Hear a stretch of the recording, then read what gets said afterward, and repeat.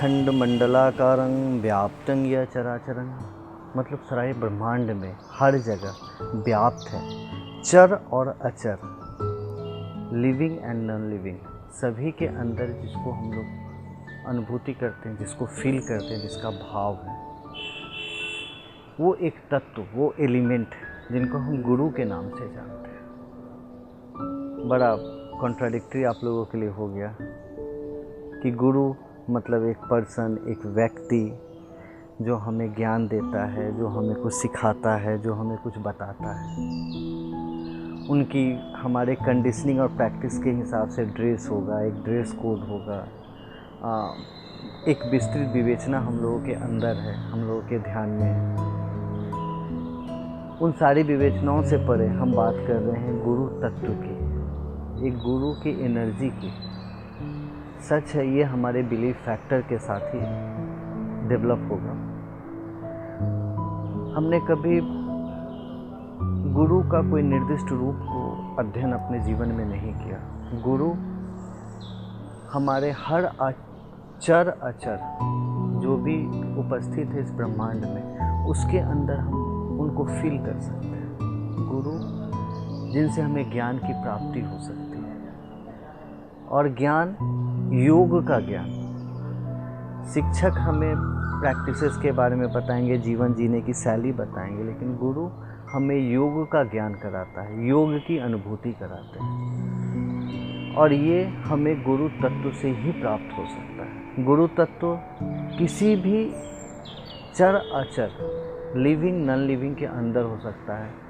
आप जिस पर बिलीव करेंगे, हो सकता है आपके बच्चे हो सकता है चिड़िया हो सकता है एक दीवार हो सकता है जो आइडल वर्शिप में हम लोग एक मूर्ति बोलते हैं, उस मूर्ति के अंदर हो। गुरु कहीं भी किसी भी रूप में हो सकते हैं। तो वहाँ से हमें ज्ञान की प्राप्ति हो रही है, योग की संवेदना हो रही है, उसको हम लोग गुरु तत्व बोलते हैं। बड़ा एक अद्भुत उदाहरण है द्रोणाचार्य और एकलव्य का। सबों ने एकलव्य के सेक्रीफाइस की बात की। श्री महाभारत में उसका चित्रण वर्णन बहुत विस्तृत रूप से किया गया। एंड वहाँ उससे अलग अलग धारणाएं निकाली गई, वर्ण भेद, जाति भेद। लेकिन मेरे समझ से हमारा सेक्रीफाइस और बाकी भेद ना करके, अगर हम उससे सबसे अच्छा उदाहरण होता है एकलव्य के विश्वास का, उसके समर्पण भाव का। मेरा एक प्रश्न है आपसे, आप सबों से। द्रोणाचार्य और एकलव्य, जहाँ द्रोणाचार्य की मूर्ति से एकलव्य धनुर्विद्या का ज्ञान लेते हैं, इसमें द्रोणाचार्य की महानता है या एकलव्य की महानता है? सबों का बोलना है द्रोणाचार्य बहुत बड़े धनुर्धर थे, उनके प्रताप से एकलव्य सीखा। कुछ लोगों का बोलना है एकलव्य बहुत महान था, उसको उन चीज़ों की ज़रूरत नहीं थी, फिर भी वो किया, तो उसकी एकाग्रता के कारण हो। लेकिन जो अपनी वननेस फिलॉसफी की व्याख्या है, उसमें इस बात का वर्णन इस कदर किया जा सकता है, एकलव्य के समर्पण भाव, उसके विश्वास, उसके डिवोशन में, इस नेचर में जब उसके डिवोशन से स्पंदन हुआ, नेचर में वाइब्रेशन हुआ, तो ये नेचर माँ प्रकृति अपने गुरु तत्व को जागृत करती है। और द्रोणाचार्य के प्रतिमा, मूर्ति, स्टैचू, उसके थ्रू उसके अंदर धनुर्विद्या, आर्चरी का ज्ञान देते हैं। तो ये सबसे बड़ा उदाहरण हो सकता है गुरु तत्व का, जो चर और अचर दोनों के अंदर है। यहाँ नॉन लिविंग एक स्टैचू से इसका बिलीफ फैक्टर, ये इतना ज़्यादा विश्वास है, समर्पण भाव है अपने गुरु तत्व के प्रति, तो नेचर उसको थ्रू स्टैचू उसके अंदर ज्ञान देते हैं, उसके अंदर आर्चरी का ज्ञान जागृत करते हैं।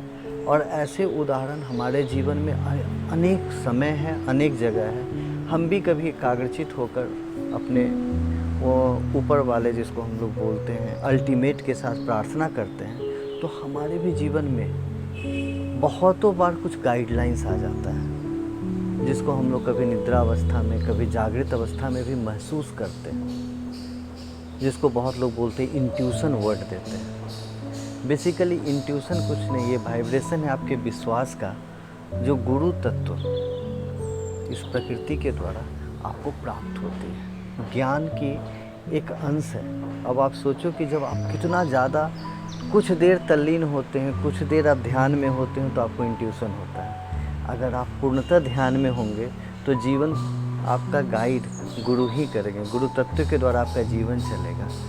तो ये समर्पण भाव, ये डिवोशन हमारे जीवन में सबसे ज़्यादा इम्पोर्टेंट है। जब हम अपने भाव से, समर्पण भाव से किसी को गुरु रूप में स्वीकार करते हैं, तो वो कोई भी हो, लिविंग हो, नॉन लिविंग हो, आपके अंदर ज्ञान की स्रोत बनता है, आपके अंदर ज्ञान का वो सोर्स होता है, आपके अंदर ज्ञान को वो जागृत करता है।